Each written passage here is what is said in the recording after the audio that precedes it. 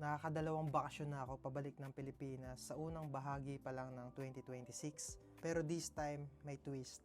Siyempre, mas trip ko yung something special. Kaya napunta kami ng wife ko sa Vietnam for 4 days and 3 nights. Kahit medyo pricey yung ticket at limited yung oras namin, masasabi ko pa rin na worth it yung bakasyon.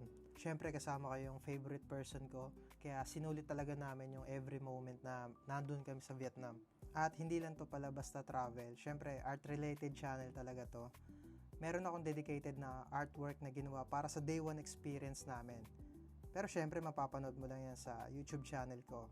Kaya kung meron kong time, pwede mo na rin panoorin. Tapos nandun ko na rin naman, subscribe ka na.